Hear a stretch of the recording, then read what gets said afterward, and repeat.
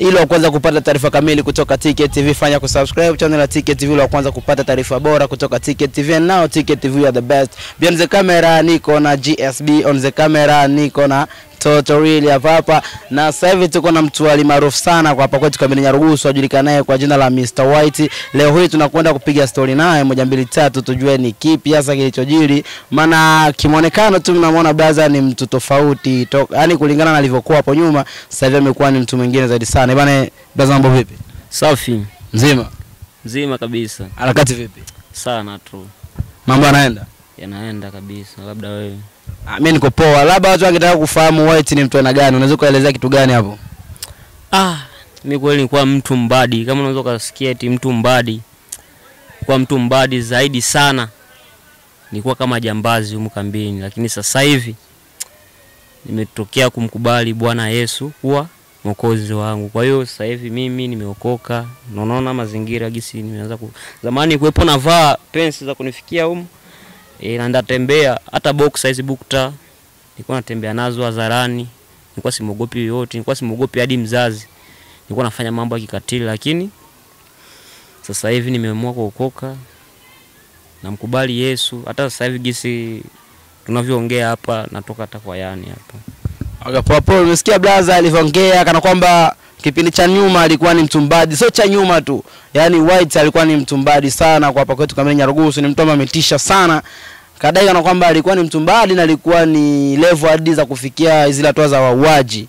Amewahi kufikia sehemu kama na hizo, la sasa hivi kadai kwamba ameshamkubali Yesu Kristo kwa Bwana na Mwokozi wa maisha yake, na haina budi ameamua kufanya mpaka kwenye kwaya zaidi sana. Sasa hivi amejibezi kwenye kwaya sana. Na brother, labda watu wangetaka kufahamu ni kitu gani sasa kilichokushawishi mpaka ukafikia kuwa mtumbadi zaidi sana?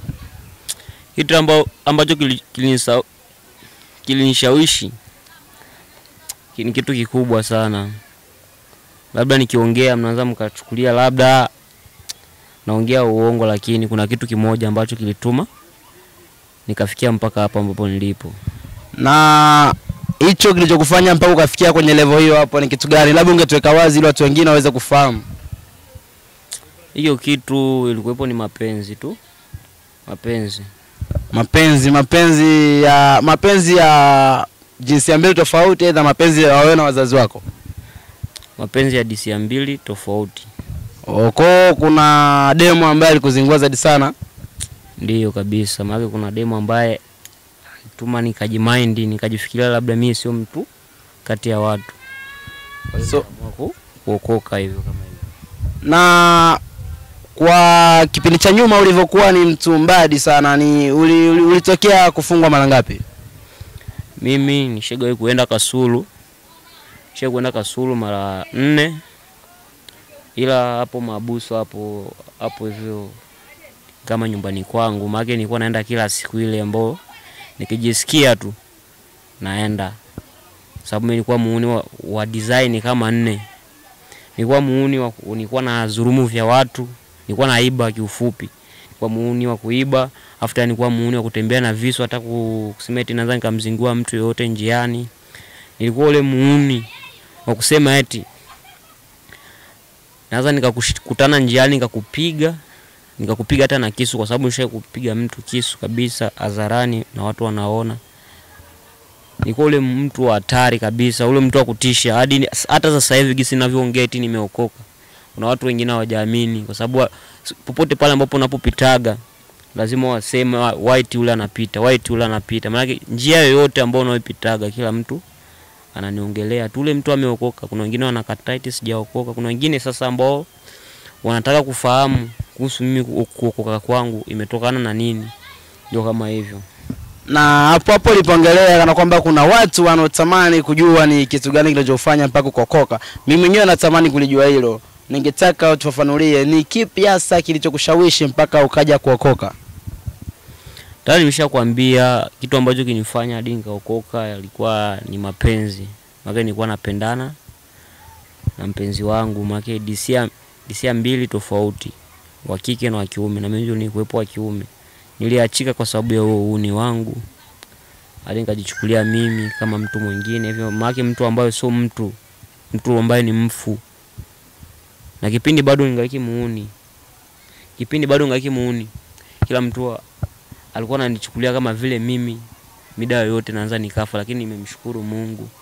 Kwa sababu kweli hata wazazi walikuwa wakisikia wanamemshika mwizi kule sehemu fulani, wanaanza hata kulia, wanafikiri labda ni mimi ndio nimeshikwa, lakini kwa sababu ni kuwepo na Mungu maana sikuwahi hata kushikwa hata siku moja ati nishikwe mimi huyu nimeshikwa na kitu chochote, sijawahi kushikwa.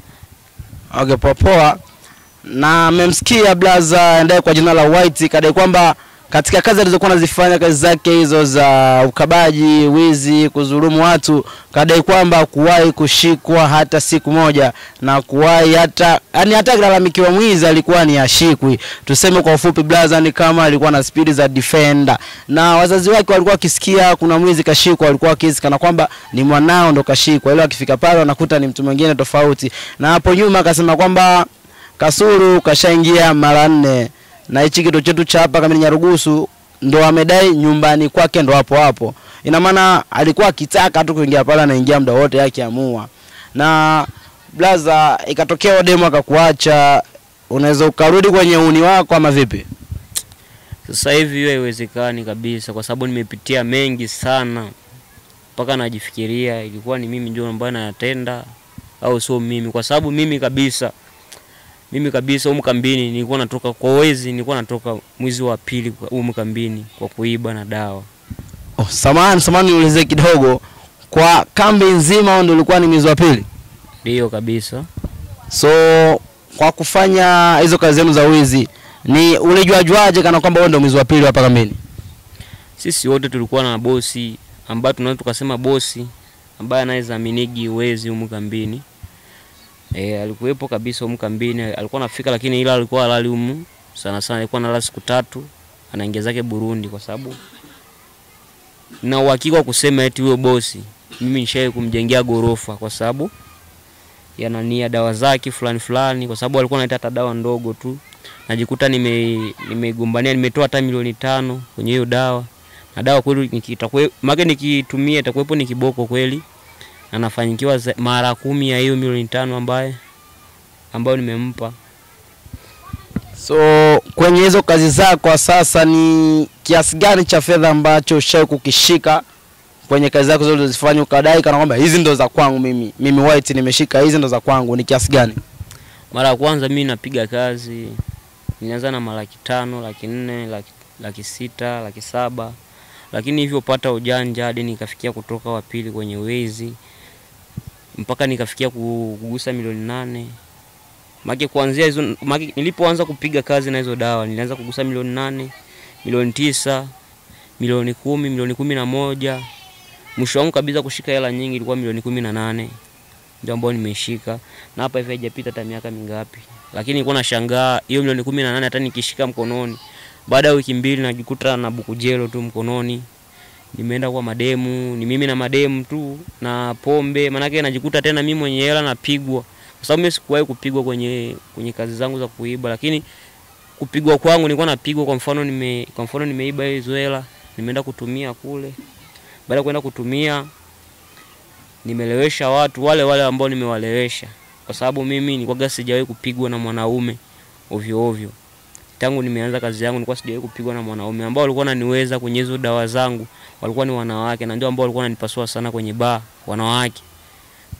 So umedai kwamba ni wanawake ndio ambao walikuwa wanakupasua sana, wanaume ukuwahi kupigwa na mtu hata mmoja mwanaume?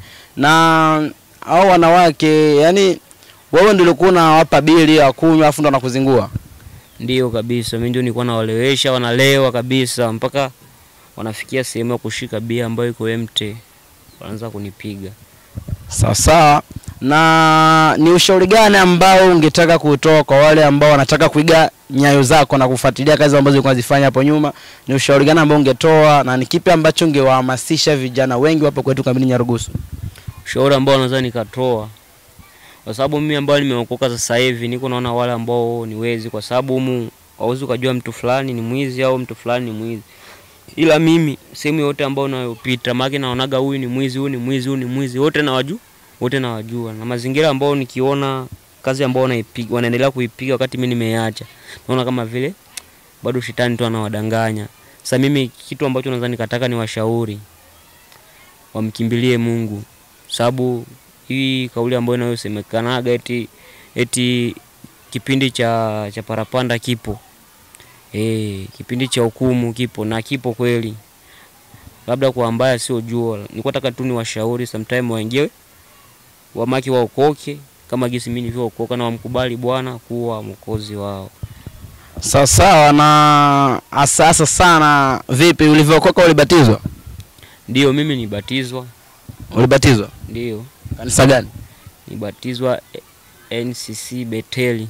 Beteli. NCC au NCC? NCC. Ndio. Na ulivyobatizwa ni jina gani walilokugea? Mimi walinigea jina la Yohana Mbatizaji. Yohana Mbatizaji? Ndio. So mmemsikia blaza alivyoongea, na ni ushauri tu kaza alotoa kwenye kipindi chetu ambacho tulikuwa naye mwanzo mpaka mwisho, na sasa tunaelekea ukingoni. Na blaza, samani kidogo, ningetaka kujua kwenye familia wewe ni mtu wangapi? Mimi mtoto wa kwanza, nambari 1 kabisa. Wewe ndo namba 1? Ndio. Na kwenye familia yenu mmezaliwa wangapi? Sisi tumezaliwa 2 kabisa. 2 tu? Ndio. Wewe na nani? Mimi na sister yangu. Unazuka tudokezea jina kidogo tuweze kumfahamu? Anaitwa Jolie. Jolie. Ndio. Kwa Kifaransa blaza, Jolie ni mwanamke mzuri. Sijui kama nakosea. Dada yako ni mzuri kweli? Maana vijana sisi hatujaoa, tunaweza tuka hivyo wale. Sister kabisa yuko vizuri, na nimeshukuru Mungu amefanikiwa kupata mtoto. Hata kama mimi nimepitia uni mwingi na sijapata mtoto, lakini yeye amenipa moyo kidogo. Nikaamini kama tunaweza tukajenga familia fulani hivi kwenye kizazi chetu. Safi. Ulikuwa nasi mwanzo mpaka mwenga, and now Ticket TV are the best. Fanya kusubscribe tu channel ya Ticket TV la kwanza kupata taarifa kamili kutoka kwetu. Behind the camera nilikuwa na GS. Behind the camera ni tutorial, sina mengi, ni hayo tu. Nisongee mengi sana. Bye bye.